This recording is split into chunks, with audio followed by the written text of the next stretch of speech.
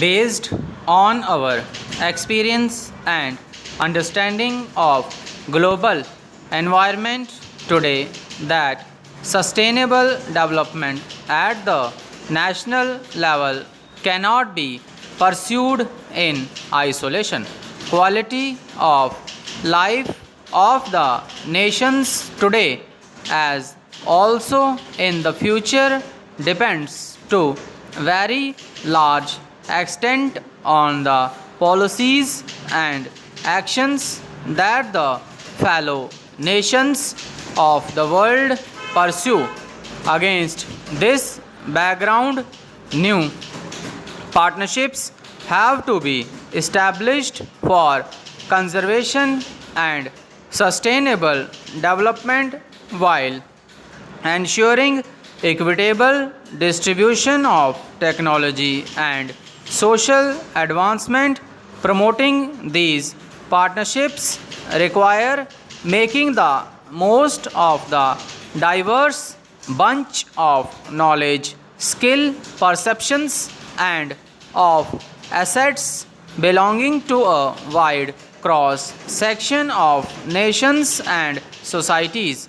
When we analyze the nature of pollutants, we find that both affluence and poverty contribute to their high levels. The problems of the industrialized and the developed world stem from their high levels of economic activity and consumption.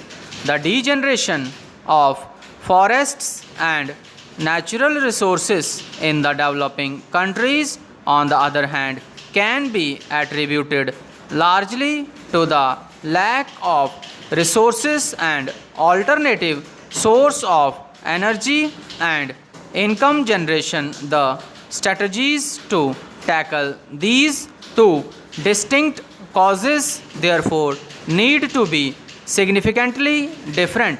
In the case of the rich and developed world, the issues can be best handled by laying stringent emission norms, limits on pollutants, and by enforcing these stringent norms and limitations para.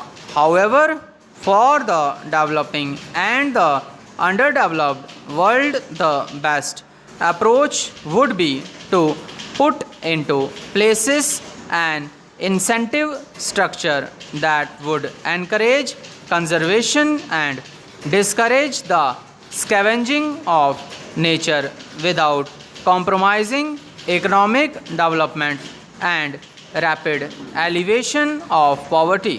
For the developing countries, we should make concerted efforts to facilitate and promote adoption of environment friendly techniques of production and also undertake far greater measures to disseminate information about ill effects of polluting forces as part of international efforts to contain the ill effects of environmental degradation and to encourage sustainable development.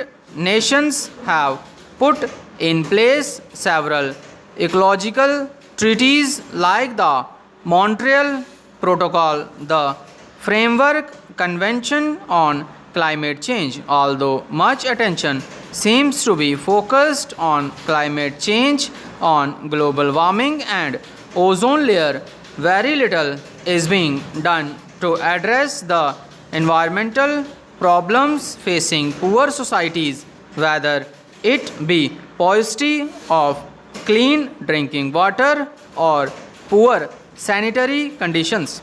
Let me reiterate that if we are committed to successfully address the challenges of sustainable development and hence of environmental conservation, then it will require an international movement the like of which has never been seen before.